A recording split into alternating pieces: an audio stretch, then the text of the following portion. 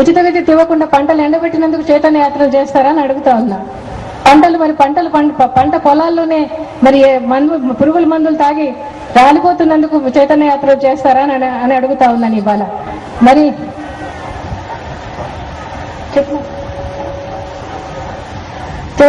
ఎందుకని చైతన్య యాత్రలు చేస్తారని అడుగుతా ఉన్నాను ఇవాళ.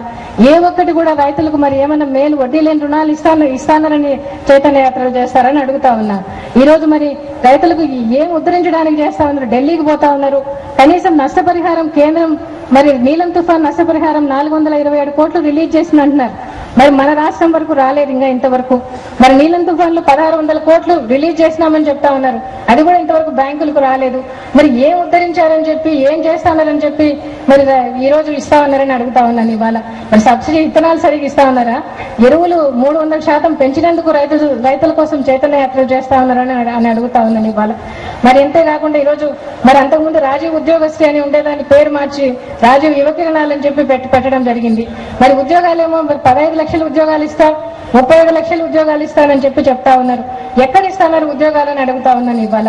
అంతేకాకుండా మరి పార్ట్నర్షిప్ సమ్మిట్లను పెట్టి మరి ఈరోజు 6.5 లక్షల కోట్ల పెట్టుబడులు మన రాష్ట్రానికి వస్తా ఉన్నాయని చెప్పడం జరిగింది. మరి ఈరోజు మరి అసెంబ్లీలో మరి 1.32 లక్షల కోట్ల పెట్టుబడులు వస్తాయని చెప్తా ఉన్నారు. ఎక్కడ పెట్టుబడులు పెడతా ఉన్నారు? ఎవరు పరిశ్రమలు పెడతా ఉన్నారు? ఎక్కడ ఉద్యోగాలు ఇస్తా ఉన్నారు అని చెప్పి ముఖ్యమంత్రి గారిని అడుగుతా ఉన్నాను ఇవాళ.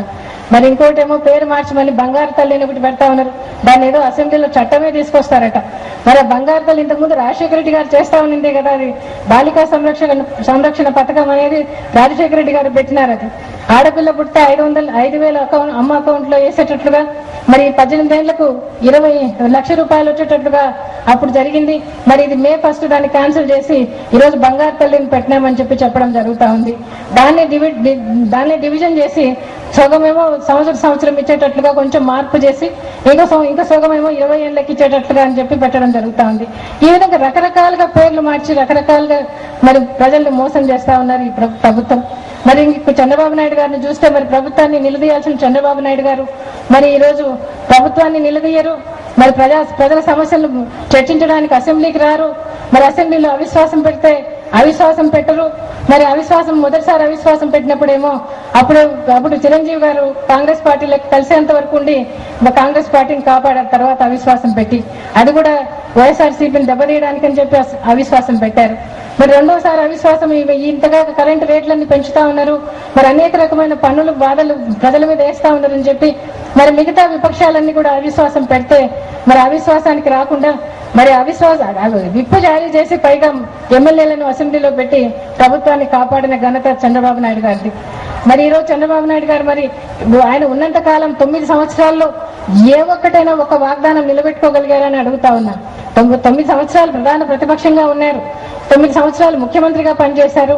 అనేక మంత్రి పదవులు చేశారు. కానీ ఏ ఒక్క పథకం కూడా 1994లో మరి పెట్టింది ₹2 కిలో బియ్యము, మద్యపాన నిషేధము, హార్స్ పవర్ అవి లేవు.